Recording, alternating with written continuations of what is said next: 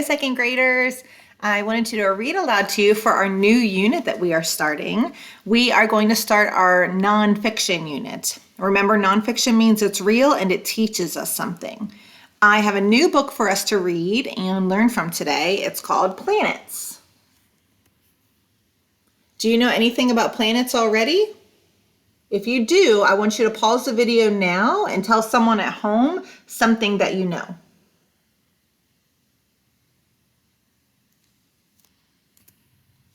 Okay, I'm going to take a sneak peek and make a prediction about what the author might teach us. I'm going to look for those text features too. So if I look at the cover, I see the title planets and different things that I'm guessing are planets.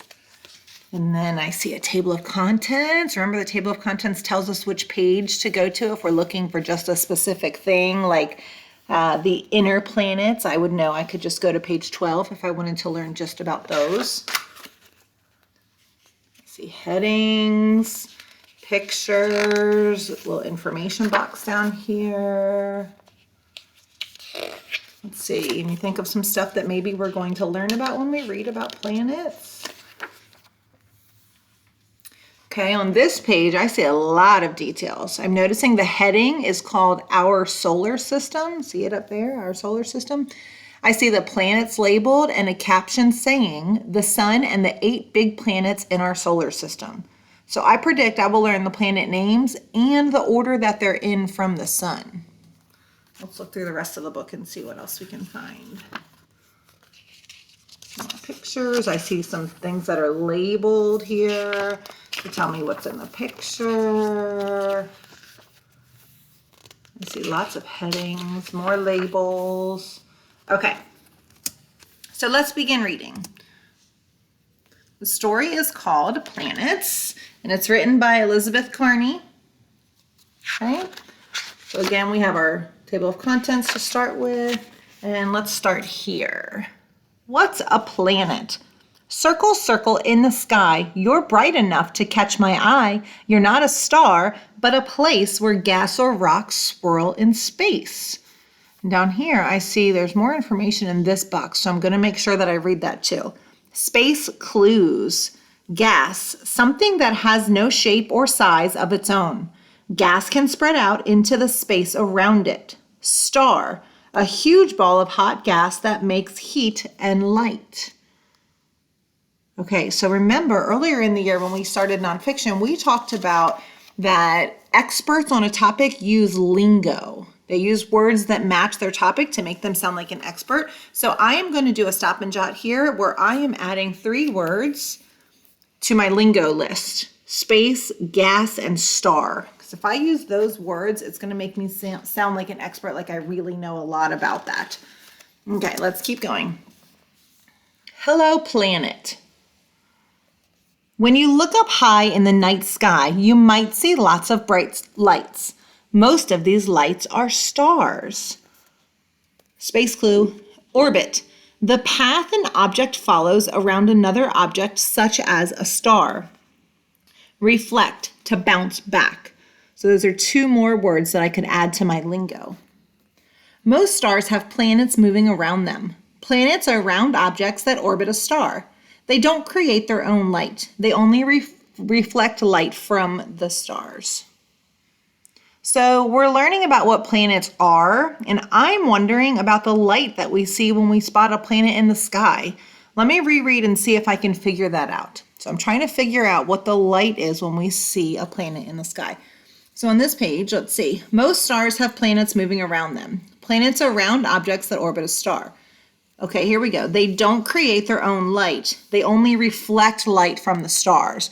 Okay, so when I see a planet, maybe looking through a telescope, or sometimes they're visible at night, then it's not actually lit up. It's just a reflection from the stars.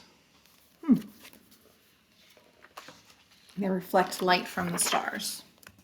All right. The sun. The sun is our star. Our planet Earth orbits the sun. The sun makes a lot of heat and light. Here you see this picture is labeled the sun. Its surface is about 100 times hotter than a hot summer day. Whew, that's hot. It's also very big. 1 million Earths could fit inside the sun. Wow. Here's another label that's pointing to this little itty bitty Earth.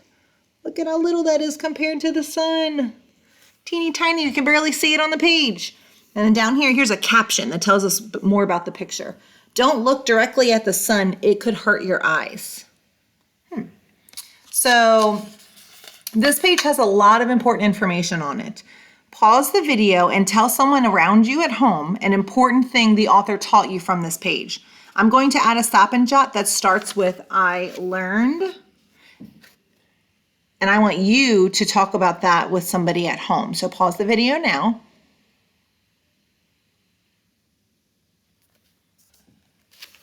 Okay, so I hope you came up with lots of things that you learned on that page. All right, our solar system. Our sun and Earth are part of what we call our solar system. There are 8 big planets and 5 small dwarf planets in the solar system. Each planet orbits the sun. The strong pull of the sun's gravity holds the planets in orbit, which keeps them from floating away. Gravity is the same force that makes a baseball fall to the ground when you drop it. Over here is, remember, we never miss these important boxes. Here's another space clue. Gravity, an invisible force that pulls objects toward a planet or star. So that must be why we don't float away into space. Gravity must keep us down too. You can see every planet up here is labeled. We already know that that's the sun over here. And then we have all the planets and then the caption, the sun and the 8 big planets in our solar system. Okay, the inner planets. Mercury, Venus, Earth, and Mars are in the hotter part of our solar system. They have each planet labeled. These planets are the 4 closest to the sun. That makes sense why they'd be the hotter ones then. They are made of rock and metal. All right, so on this page, I covered the heading up to see if you could come up with a good heading that would match the information the author teaches us. So listen and see while I read if you can think of something that tells you basically what's happening on this page, which is what the author does with their headings. It's like a title for the page. Earth is the 3rd planet from the sun. The planet we call home spins at just the right distance from the sun. It's far enough away to be not too hot, yet close enough so it's not too cold. Here, the conditions are just right for life. You can see they've got 3 pictures that are labeled: sea animals, plants and trees, and land animals. So what do you think these pages could be titled, or what heading would go with these pages? So pause the video here and tell someone at home a good heading for this page. Okay, so now that you've come up with your own heading, I'm going to tell you what the real heading says. The real heading is Your Planet Earth. And that's a good one. That's what the whole 2 pages was all about. It was about our planet Earth. All right. The gas giants. Saturn, rings. The gas giants do not have a hard surface like the rocky inner planets. Beyond the rocky inner planets, there are 4 gas giants. They are Jupiter, Saturn, Uranus, and Neptune. So right here, I want you to see what the author did. So the word Uranus is right up here, and some people might not know how to say that word. So the author broke it apart so you could sound it out the way that it's supposed to be read. Okay? These huge planets are made of big clouds of gas and liquid. Gravity pulls the gas and liquid into a planet shape. All gas giants have rings. The rings are made of mostly ice and dust. And here's some more planets labeled up here. Dwarf planets. Dwarf planets are planet-like objects that are part of our solar system. They are much smaller than regular planets. You can see, again, here's some words that the names of the dwarf planets that the author broke apart so you could say them. A dwarf planet can be round or egg-shaped. Unlike regular planets, dwarf planets may share their orbits with other space objects. And here's a caption up here. This dwarf planet is shaped like an egg. So I'm wondering what dwarf means. This page doesn't exactly tell me right over here, but maybe if I look back to what I was reading over here, I could see what dwarf means. It says dwarf planets are planet-like objects that are part of our solar system. They are much smaller than regular planets. Okay, so dwarf must mean smaller. And I do remember earlier in the book, right here, it said that there are 8 big planets and 5 small dwarf planets. So that was another clue for me that small or dwarf meant small. Okay, so here's our next page. The author added something that I like to do in my own nonfiction writing, a fun facts page. So let's read and see what she tells us here. Amazing planets. These planets are really out of this world. Weirdest spin is Uranus. This planet spins on its side, rolling like a barrel instead of a top. Windiest weather. Neptune. Winds on Neptune blow much faster than Earth's strongest hurricane. Wow. Longest lasting storm. Jupiter. The Great Red Spot is a hurricane on Jupiter. It has been blowing more than 400 years. Can you see that red spot right there? It's a hurricane on Jupiter that's been there more than 400 years. Hottest planet, Venus. This is the solar system's hottest planet, even though it is not the closest to the sun. A thick layer of gas around Venus makes it super hot. Tallest mountain, Mars. Mars is the home of the solar system's largest volcano called Olympus Mons. It's as tall as 3 Mount Everests stacked up. So here you can see the picture of them showing you how tall it is compared to Mount Everest. 3 of them. Okay, so that's just a fun page that the author likes to add sometimes to get you interested a little bit more. All right, let's keep going. Moons galore. Some planets like Earth have moons that travel with them. Moons are objects made of ice or rock that orbit a planet. Some planets have no moons. Some have many. Jupiter has more than 60. Wow, that's crazy. You can see the caption down here, Jupiter and 4 of its moons. And here's Jupiter, and then there are 4 of Jupiter's moons. Saturn has a giant moon called Titan. It is one of the largest moons in the solar system. It is even bigger than the planet Mercury. You can see over here, here's Earth's moon, Mercury, and Titan. Learning some cool things about planets here. All right. Our moon. Earth has only 1 moon. It appears large and bright in the night sky. Astronauts first walked on the moon more than 40 years ago. They left footprints in the dirt. There is no weather on the moon to wash or blow them away. Those footprints are still there. Here's one of our special boxes down here. Space clues. Weather.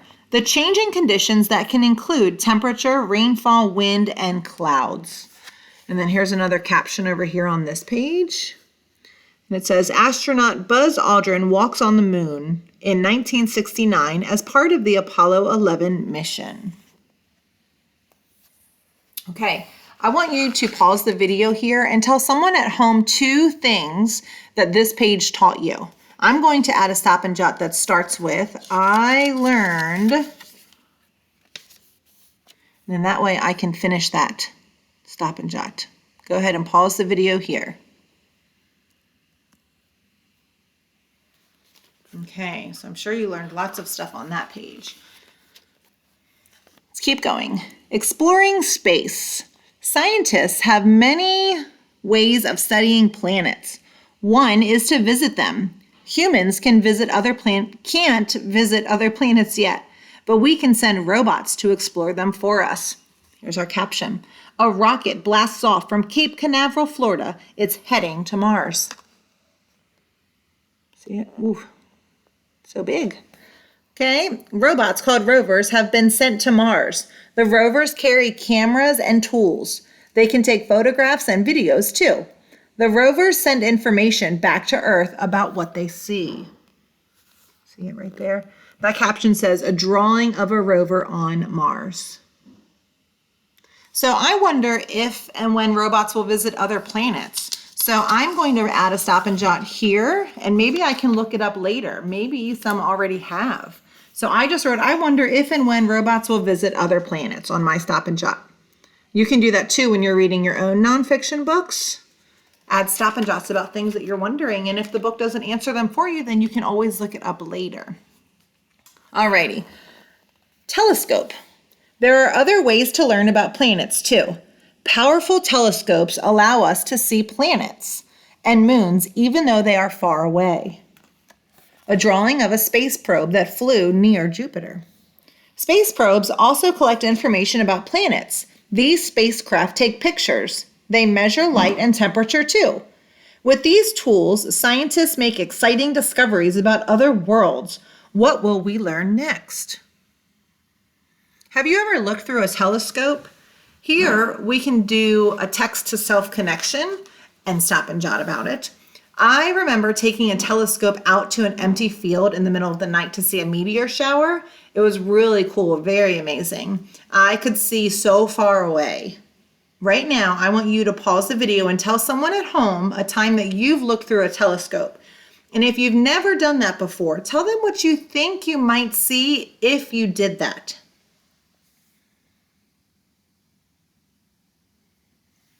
Okay, and I am going to go ahead and leave that text to self connection stop and jot there on that page, just so I remember that that's where I had a connection with something that the author was talking to me about. All right, so we're getting close to the end. Here, the author added another fun page, a quiz. You can do this in your own writing too. If you want to save this quiz to ask your parents, ask them to leave the room so they don't hear the answers. And then after I read the questions and answers, you can pause the video and write down the questions you want to ask them later. I'll hold it up like this when I'm ready, and you can just pause it and write down the ones that you want to ask them. All right, but I'm going to read all the questions and the answers first. Which is not true about the sun? A, it makes heat and light. B, it is our planet's star. C, it is much smaller than Earth. Or D, planets orbit around it. The answer to that one is C. It is much smaller than Earth. What does Neptune have that's so special? A, the largest volcano. B, the hottest surface. C, the weirdest spin. Or D, the windiest weather. The answer is D, the windiest weather. All right, number 3. What is Jupiter's great red spot? A, a moon. B, a volcano. C, a flood. Or D, a hurricane. And the answer is D, a hurricane. Okay, number 4. Which planet has just one moon? A, Mercury. B, Earth. C, Mars. Or D, Uranus. The answer is B, Earth. Which of these are the main materials found in planets' rings? Gas, A, gas. B, ice. C, dust. Or D, ice and dust. The answer is D, ice and dust. Number 6, what can you use to get a better view of objects in space? A, microscopes. B, telescopes. C, submarines. Or D, flashlights. The answer is B, telescopes. And the last question here, to study the environment on Mars, scientists have sent A, rovers. B, airplanes. C, space shuttles. Or D, astronauts. The answer is A, rovers. So I'm going to leave this just like this for a minute. And if you want to copy some of these questions down and see if your parents know the answers, you can pause now and write the questions down that you want. Okay. All right. So we are on our last page, and our last page is another text feature. It is a glossary. Remember, a glossary tells us important words from the story and what they mean. These words would be part of our planet lingo: gas, gravity, orbit, reflect, star, and weather. We're done. Okay, now that we're finished, we have to ask ourselves a few questions though. What do you think the author wants you to learn from this book? What does she want to teach us? And why did she write this book? So think about those things. Why would somebody write a book about planets? What do they want us to learn? When you turn off the video, I want you to talk with someone at home about those questions. And when you're reading nonfiction books at home, make sure you practice reading like I did, stopping where you notice something important, and don't forget to pay attention to the nonfiction text features. Okay, hope you enjoyed. Start reading those nonfiction books. Bye.